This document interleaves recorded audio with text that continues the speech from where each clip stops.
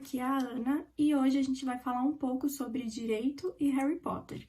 Para quem não sabe, todo mês aqui no canal a gente faz um especial de algum universo literário que pode ter existido, que também pode não ter existido, do mundo da fantasia, por exemplo, e a gente fala um pouco sobre como funcionava e faz ligações para o direito.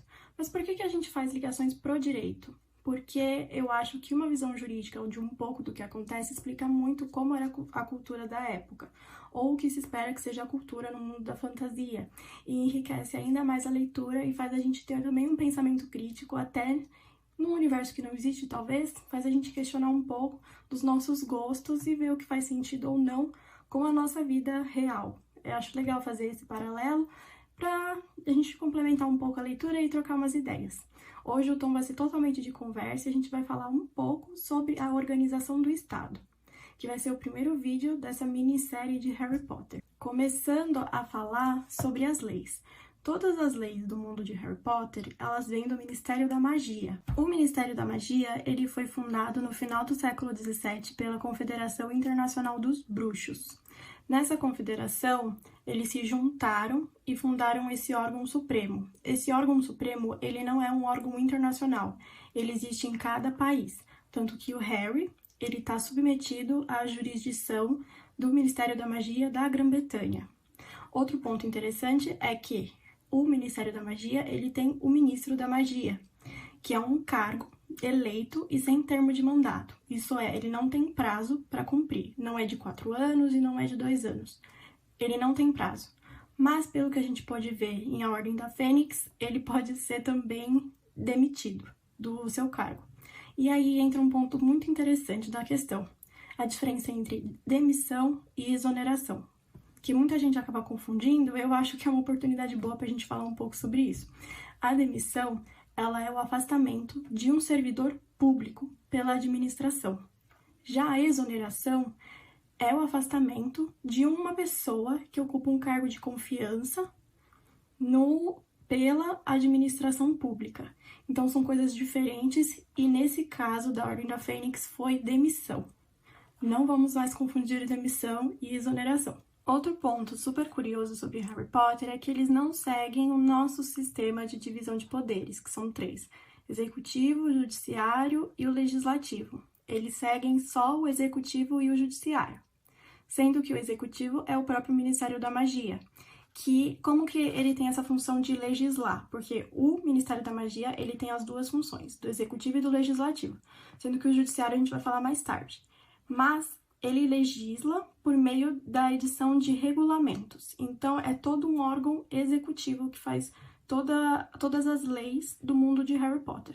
Um exemplo é a Lei de Proteção dos Trouxas, que foi concebida para proteger os trouxas de artefatos mágicos. Mas a lei mais importante de todo o mundo mágico é o Estatuto Internacional do Sigilo e Magia, de 1692. Ele foi criado também pela Confederação Internacional de Bruxos e foi uma resposta para as perseguições que eles tinham sofrido pelos trouxas. Os trouxas estavam perseguindo os bruxos na época. E aí eles criaram essa nova lei em que deixa todo o mundo da magia na clandestinidade.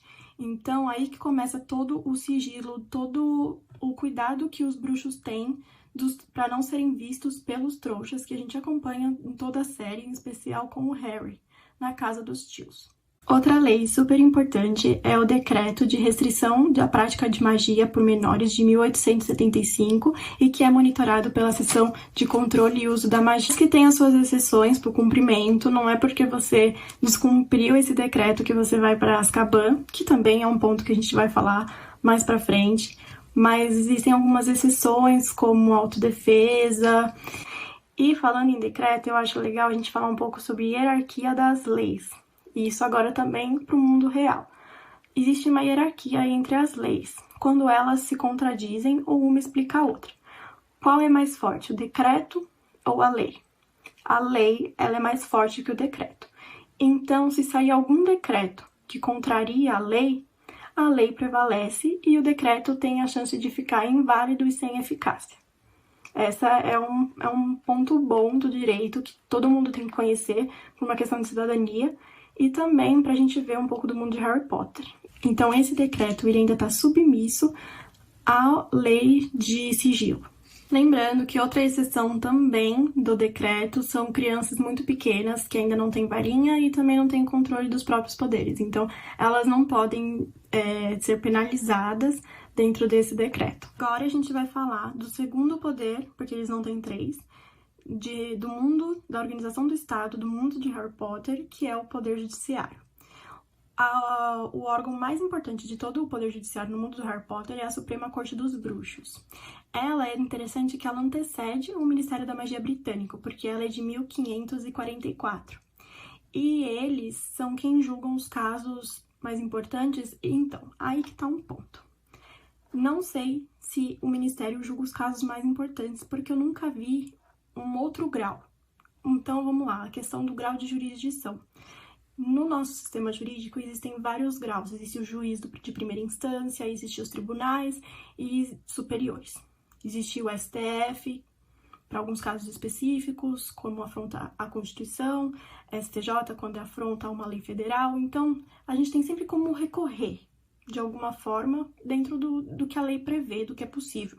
Porque tem muita polêmica falando, vamos recorrer por STF, mas não é assim que funciona. Então, a gente vai começar falando um pouco como que funciona isso, porque no Harry Potter a gente pode ver que todos os casos que vão a julgamento vão para a Suprema Corte dos Bruxos. Não tem um juiz de primeira instância, por exemplo.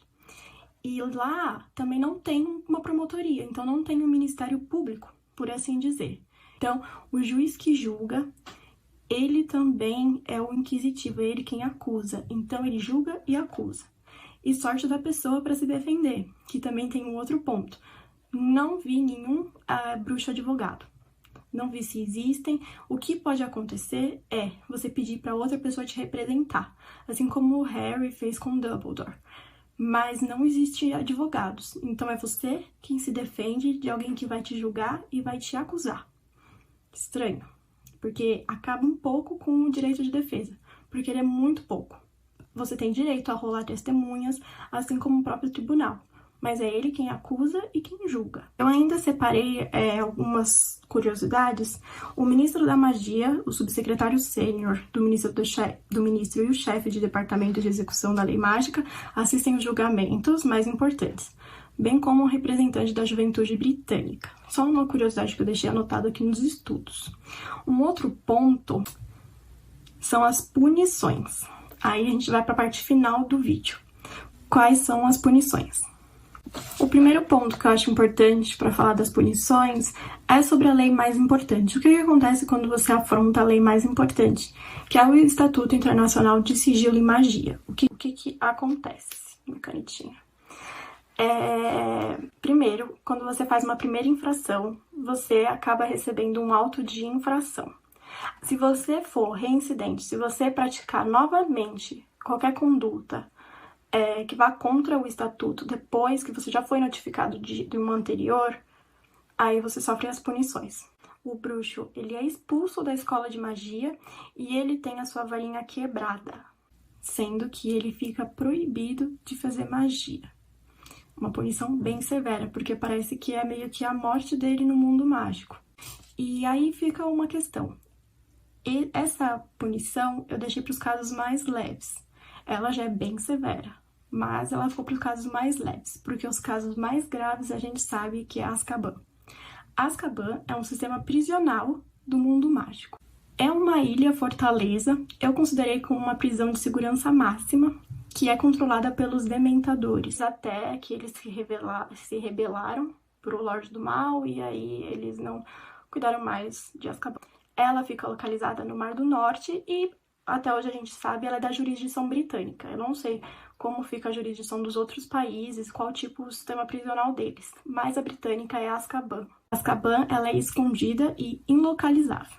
E outro ponto interessante, só uma curiosidade, é que em 1730 ou 40, eles fizeram um cemitério em Azkaban para alocar os corpos das pessoas que acabavam morrendo lá, porque todo mundo sabe que é um sofrimento e etc. Quem conhece o livro sabe. Lembrando que os Dementadores, eles são criaturas sombrias e que sugam todas as felicidades das pessoas, deixando a pessoa sofrer só com lembranças ruins. Então, é uma pena muito grande. muito grande mesmo, tanto que a gente vê nos livros que muita gente sequer sobrevive, por isso até que eles fizeram um cemitério. E aí a gente... Então, pelo que a gente pôde ver, é uma pena muito grave. É quase que uma pena de morte, por assim dizer, ficar o resto da vida, lembrando que tem pena perpétua, ficar o resto da vida em Azkaban. E aí a gente entra um pouco numa questão mais avançada, somente de criminologia. Qual a finalidade da pena no mundo do Harry Potter? Pelo o que eu pude concluir, com base nessas penas gravíssimas e de baixa tolerância, não é a reabilitação da pessoa. Muito pelo contrário. A pessoa não tem uma segunda chance. O intuito de quem descumpre as leis no mundo mágico é sofrer. J.K. Rowling não foi muito criativa nessa questão de leis, mas deu pra gente fazer bastante conteúdo aqui e debater alguns pontos. Se vocês tiverem alguma dúvida ou achar uma outra coisa, ter uma posição diferente, coloca nos comentários. E eu acho que o vídeo fica por aqui. Espero que vocês tenham gostado. Se vocês não entenderam alguma coisa, deixem nos comentários. Não esqueça de se inscrever no canal para continuar acompanhando vários vídeos legais sobre literatura e Harry Potter. Muito obrigada e uma ótima leitura para todo mundo!